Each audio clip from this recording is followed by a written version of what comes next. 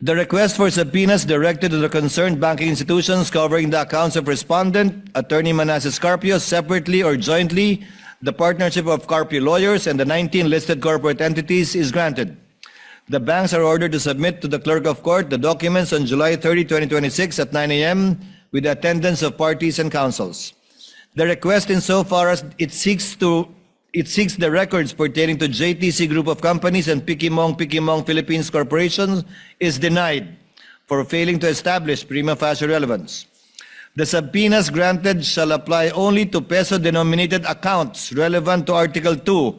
Foreign currency deposits are excluded absent the written consent of the respective depositors. The subpoena directed to the Anti-Money Laundering Council covering respondent Attorney Manasseh Carpio separately and jointly with the respondent, the partnership of Carpio and lawyers, and the 19 listed corporations and entities is granted. The request, insofar as it seeks records pertaining to JTC Group of Companies and Pikimong Philippines Corporation, is denied for failing to establish prima facie relevance.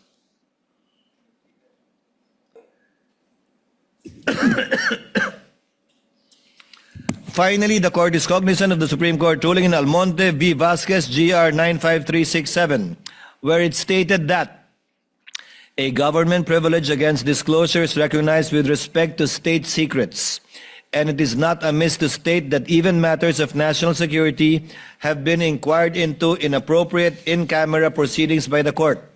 Therefore, the court ex abundante ad cautela, or out of an abundance of caution, hereby directs, in order to prevent the unwarranted exposure of sensitive AMLC methodologies and information, to submit the records strictly in camera to the presiding officer through the clerk of court first on July 30, 2026 at 9 a.m., who shall review these documents privately before turning them over to the parties as may be warranted.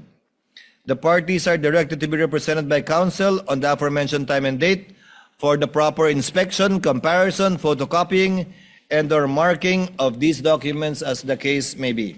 So ordered. Moving now on BIR. The impeachment court will now resolve the prosecution's request for the issuance of subpoena dated July 6, 2026, directed to the Commission or Internal Revenue. At the outset, the presiding officer reiterates and adopts by reference the court citation of applicable rules regarding the issuance of subpoena ducis tecum, which forms an integral part of this order. The foregoing standards are deemed reproduced and shall govern the court's disposition of the present subpoena requests. After examining the records sought, the court finds that the requested documents meet the requirements set forth. They are reasonably described, readily identifiable, and prima facie relevant and material to the allegations under Article 2. However, the court, similarly, requests, insofar as it seeks the records of JTC Group of Companies, Philippines Inc., and Pikimong Philippines Corporation. The prosecution failed to establish a prima facie nexus between these entities to either the respondent or to her spouse. The records sought, therefore, do not at this time satisfy the requirement of prima facie relevance under Rule 21 of the Rules of Civil Procedure. The court also resolves the respondent's objection to the requested period from 2007 to 2021. They anchored their opposition on the Supreme Court's pronouncement in Duterte v. HOR that the basis of any charge must be for impeachable acts or omissions committed in relation to their office and during the current term of the impeachable officer. The argument, as stated earlier, fails because first, the documents requested under the subpoena ducis tecum will not be used to allege additional impeachable offenses. This court will not allow it. For the same reasons discussed in the court's earlier order, consistent with the same jurisprudence which are hereby adopted by reference, the court likewise holds that the requested records are sought to establish respondents' financial baseline and capacity only, not to inquire into or prosecute alleged impeachable acts occurring outside the present articles of impeachment. Accordingly, these records are required to establish a factual baseline against which the respondent's assets, financial transactions, and business interests during her present term may be assessed. We are also not without precedent. During the Corona impeachment trial, the SAL-Ns prior to his appointment as Chief Justice in 2010 were presented on the January 18, 2012 hearing of the court.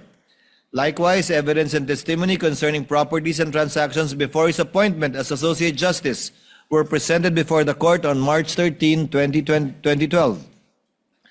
Therefore, the production of records from 2007 to 2021 is therefore allowed and authorized strictly for purposes of establishing a comparative baseline only. They shall not be used as proof of another independent impeachable offense.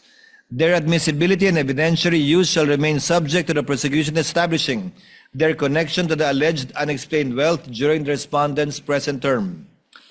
The defense's invocation of the Days of the Privacy Act is likewise unavailing. As previously stated, Section 16B of that law expressly states that the right to privacy does not apply when personal information is needed pursuant to a subpoena. Furthermore, Rule 5, Section 22F of its implementing rules expressly permits the processing of sensitive personal information provided to government public authority pursuant to a constitutional or statutory mandate and when necessary for the protection of lawful rights and interests and court proceedings. The court is likewise unconvinced by respondents' argument that the issuance of the subpoena will usurp the authority of the BIR under Section 5 of the NIRC. This court is not determining the tax deficiencies or civil liabilities which remain within the province of the BIR.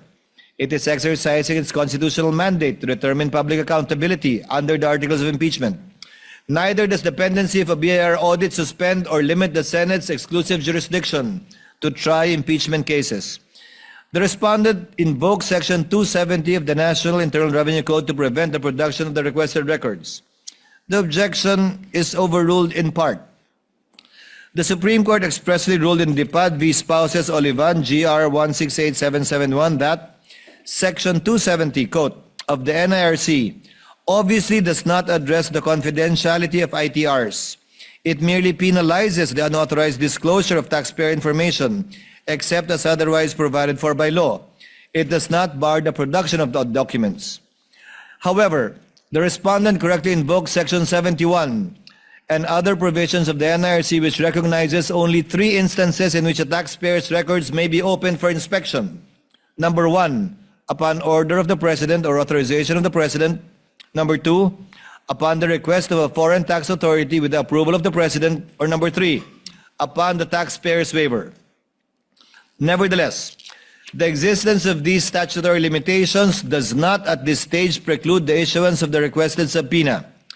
The issuance of subpoena is merely a preliminary procedural step and does not by itself authorize the disclosure, inspection, or admission of the requested tax records into evidence. In fact, this issuance is the order that shall set, if at all, things in motion.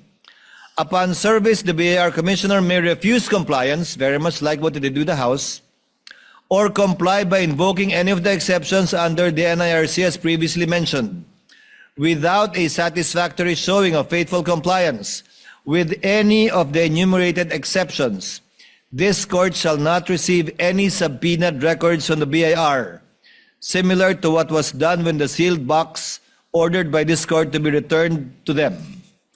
There is also a precedent during the 2012 Corona impeachment trial. The Senate issued the subpoena and thereafter awaited the return of the BIR Commissioner.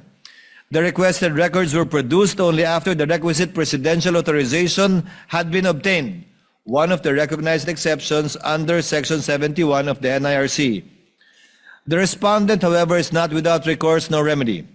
In the event the requested tax records are lawfully produced pursuant to any of the statutory exceptions, the respondent may at the appropriate stage of the proceedings raise any and all objections concerning their relevance, materiality, authenticity, admissibility, and other evidentiary infirmities.